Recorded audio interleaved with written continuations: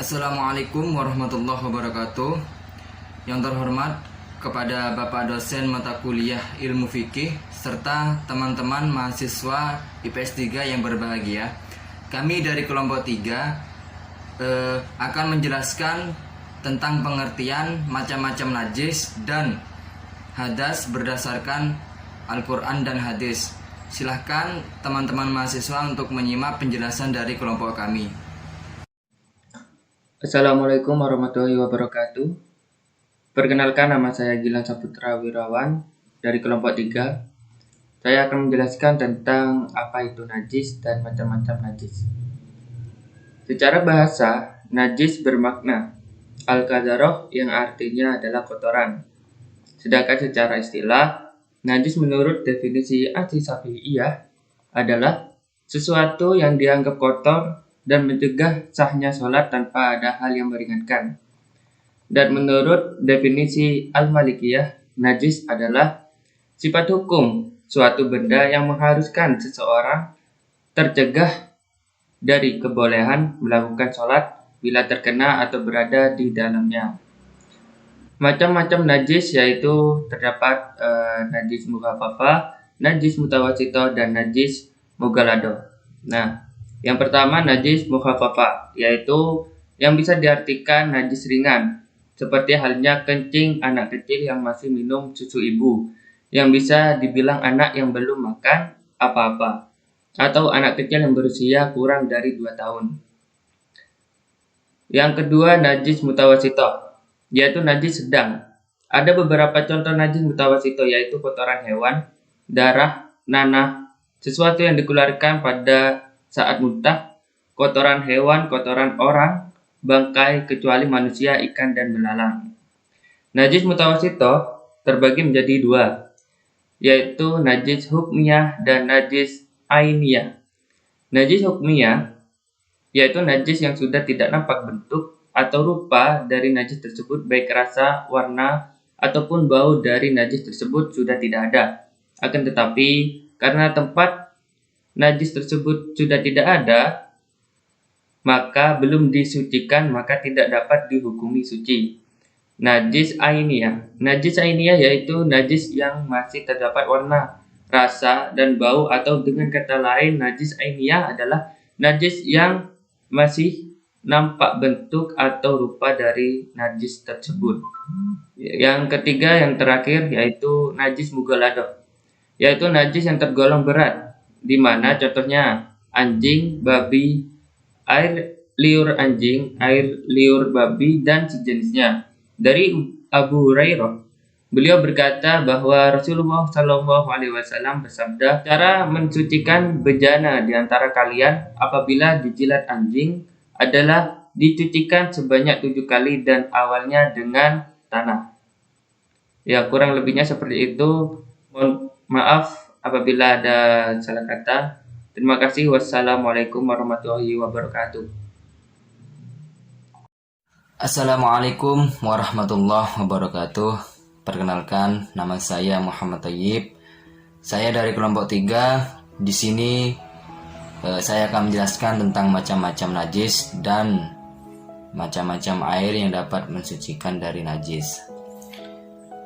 Dalam sholat, tentunya kita harus terbebas dari yang namanya najis dan hadas.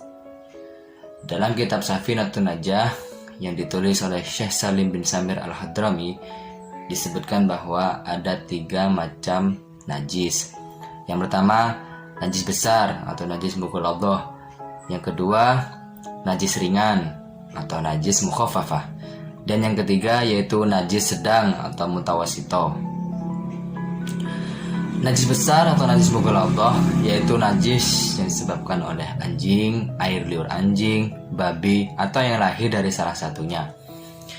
Yang kedua, najis ringan atau mukhafafah yaitu air kencing bayi yang tidak makan selain dari susu ibunya, dan biasanya umurnya itu belum sampai 2 tahun.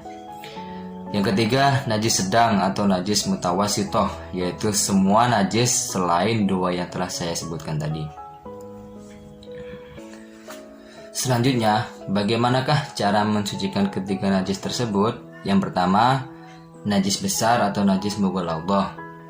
Cara mensucikannya yaitu dengan membasuh sebanyak 7 kali pada bagian yang terkena najis tadi, dengan salah satunya menggunakan debu sampai hilang ayin atau benda yang najis. Itu yang pertama.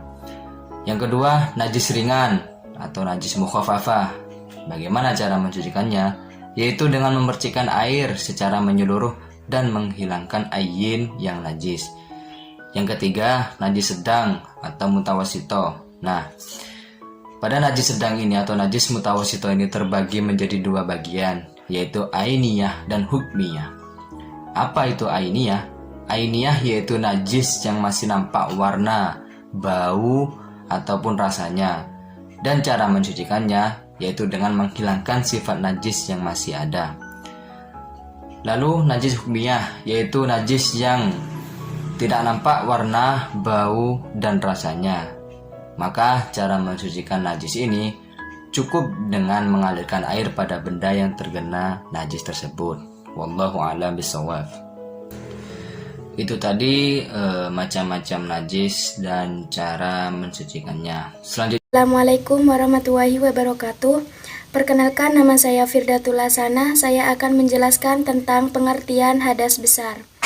Hadas adalah keadaan tidak suci pada diri seorang muslim yang menyebabkan ia tidak boleh sholat, tawaf, dan lain sebagainya.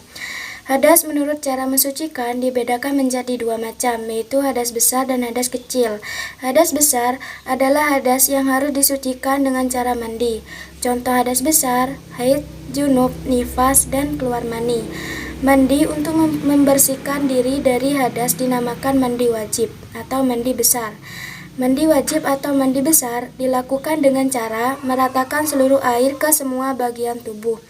Hadas besar terjadi pada orang yang dalam keadaan janabah atau orang junub dan wanita dalam keadaan haid. Untuk mensucikan diri, seorang junub atau wanita haid wajib melakukan mandi. Dasar hukumnya ada firman Allah Subhanahu wa taala yang artinya, "Dan jika kamu junub, maka mandilah." Quran Surah Al-Ma'idah ayat 5, dan firman lainnya yang artinya haid itu adalah suatu kotoran. Quran Surah Al-Baqarah ayat 2. Sekian, wassalamualaikum warahmatullahi wabarakatuh. Assalamualaikum warahmatullahi wabarakatuh. Saya Wilda Holida dari kelompok 3 akan menjelaskan tentang pengertian hadas kecil. Hadas kecil adalah hadas yang dapat disucikan dengan cara berwudu dan tayamum. Contoh dari hadas kecil ada 4. 1. Sesuatu yang keluar dari kubul atau dubur. 2. Bersentuhan antara kulit laki-laki dan perempuan baligh dan bukan muhrimnya. 3. Menyentuh kubul atau dubur dengan telapak tangan. 4. Hilangnya akal seseorang seperti mabuk, pingsan, dan sakit atau koma. Hal-hal yang dilarang saat kondisi hadas yaitu sholat, tawaf, dan menyentuh Al-Quran. Dalam firman Allah yang artinya tidak menyentuhnya kecuali orang-orang yang disucikan. Quran Surat Al-Waqiah ayat 79. Ayat tersebut menjadi jelas bahwa mushaf boleh dibawa atau disentuh oleh orang-orang yang suci. Maka cara menyucikannya yaitu dengan cara berwudu dan tayamum dengan syarat tidak adanya air. Sekian dari saya. Wassalamualaikum warahmatullahi wabarakatuh.